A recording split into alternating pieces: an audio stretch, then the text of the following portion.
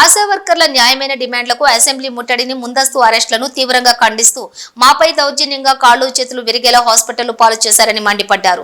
రాజన్న సిరిసిల్ల జిల్లా ముస్తాబాద్ మండలంలోని ఆశా వర్కర్లు ప్రధాన రహదారిపై నిరసన కార్యక్రమం చేపట్టారు. ఆశా వర్కర్ల న్యాయమైన డిమాండ్లను పరిష్కరించి గౌరవ వేతనం, ప్రమాద బీమా వంటి వసతులు కల్పించాలని కోరారు.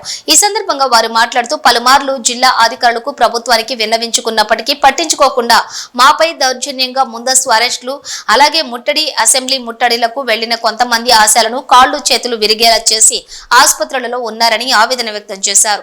ఇప్పటికైనా ప్రభుత్వం స్పందించి ఆశాలకు కనీస వేతనం, ప్రమాద బీమా వంటి సౌకర్యాలు కల్పించాలని ప్రభుత్వాన్ని కోరారు. కార్యక్రమంలోని మండల ఆశా వర్కర్లు అధ్యక్షురాలు మంజుల, దేవిక, జ్యోతిలక్ష్మి, నవిత, లక్ష్మి, వివిధ గ్రామాల ఆశా వర్కర్లు పాల్గొన్నారు. అధికారుల వేధింపులు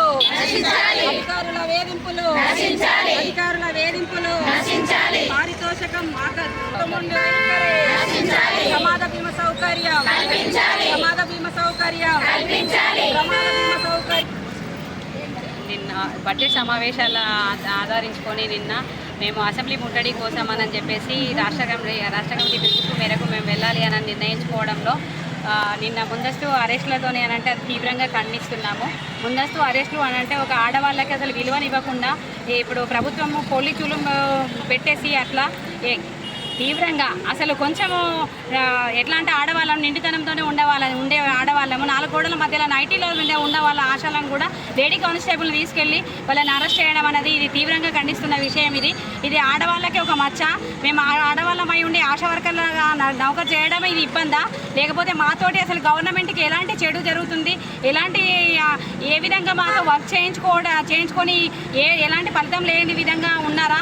అసలు ఆశా వర్కర్స్ అంటే ఎవరు, మేము ఏం చేస్తున్నాం అనేది కూడా లోకానికి తెలుస్తున్న విధి విధానం. ఒక తల్లి బిడ్డ క్షేమం కోసం మేము పోరాటం చేసుకుంటూ ఎన్ని రాత్రులైనా అర్ధరాత్రులైనా లేచి మేము తల్లి బిడ్డను కాపాడుకోవడం కోసం మేము అడుగులు వేస్తున్న కథనం మేరకు కోవిడ్ కావచ్చు, ఎన్సీడీ స్క్రీనింగ్ అని చాలా విధాలా ఇది చేస్తుంటే మా కొరకు మాకు పట్టడన్నం పెట్టడానికి మాకున్న పిల్లలకి పట్టడన్నం పెట్టడానికి చాలా జీతము అరకొరలేని ఈ జీతాలతోని మేము బ్రతకలేము అని మా పోరాట భావంతో కానీ మన మండల్లో కానీ డిస్టిక్లో కానీ ఉన్న అధికారులకు వినతి పత్రాలు ఇచ్చి మేము వాళ్ళ పర్మిషన్ తీసుకొని మేము కడప దాటుతున్న లోపే మమ్మల్ని అరెస్ట్ చేయడము, ఇంత తీవ్రంగా పోలీస్ స్టేషన్లలో ఏ స్టేషన్ ఎక్కడికక్కడ అసలు మమ్మల్ని అరెస్ట్ చేసి ఎక్కడ వాళ్ళను కూడా అడగడానికి కూడా ముందు పోని పరిస్థితి ఇక్కడ ఉన్నది.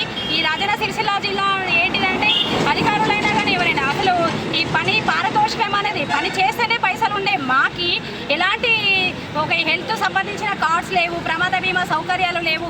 చివరికి మేము పోరాడుతూ నౌకరు చేసుకుంటూ కూడా మేము చనిపోతే చివరికి మా బిడ్డలకి దక్కేది ప్రమాద బీమా సౌకర్యం కోసం 10 పైసలు కూడా మా పిల్లల పేరున రాదు. అట్లాంటిది మరి వీళ్ళకి ఎలాంటి అందుబాటులో ఎలాంటి వైద్య సౌకర్యం కానీ ఏది లేదు, ఏది ఇవ్వనప్పుడు ప్రభుత్వం మా మీద కూడా ఇట్లాంటి దౌర్జన్యాన్ని అనేది చోటు చేసుకోవడం అనేది ఇది చాలా తీవ్రంగా ఖండిస్తున్నాం. మేము చాలా మంది ఆశా వర్కర్స్ మా భర్తలకు మా పిల్లలకు మేము చెప్పుకొని మేము అసెంబ్లీ ముట్టడి ఉంది, మేము వెళ్తున్నామని చెప్పేసి మీరు దొరకబడతారు, ఇక్కడ ఇచ్చేస్తారు, అక్కడ అచ్చేస్తారు అని చెప్పేసి అర్ధరాత్రులు కూడా పోరాట భావంతో వెళ్ళిన ఆశాలను అక్కడ కాళ్ళు చేతులు విరిగే విధంగా దౌర్జన్యం చేసి అక్కడ నిమ్స్లో యశోదలో అక్కడక్కడ ఉన్న కన్సల్టింగ్ హాస్పిటళ్లలో వాళ్ళని వదిలేశారు. ఇప్పుడు ప్రభుత్వం గుండె మీద చేసుకొని చెప్పాలి, ఒక ఆశా వర్కర్ కడప తిరిగి మేము నౌకరు చేసుకుంటూ తల్లి బిడ్డ క్షేమం కోసం మేము చేస్తుంటే ఇవాళ మా కాళ్ళు చేతులు విరగొట్టి వేరే హాస్పిటల్లో దిక్కు ముక్కు లేని చోటలు మమ్మల్ని పడేస్తే మాకు కనీసం చూపించుకుందామంటే ఒక హెల్త్ కార్డు కూడా గతిలేని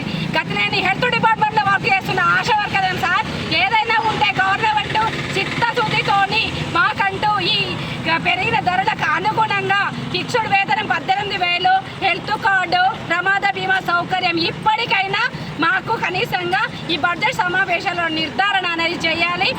లేదు అంటే ఇంతకు రెట్టింపైన ప్రాణాలు సైతం పొడగొట్టుకున్నా పోతే 10 మంది ఆశాలు పోతారు కావచ్చు, కానీ మిగతా ఆశాల కన్నా అన్నం పెట్టి సచ్చేంత సత్తా ఆశా వర్కర్ గుణంలో ఉంది. ఇది చాటు చెప్తామని దీన్ని ఇంకా విజృంభిస్తామని చెప్పేసి ప్రభుత్వాన్ని ఇందు మూలంగా తెలియజేస్తున్నారు.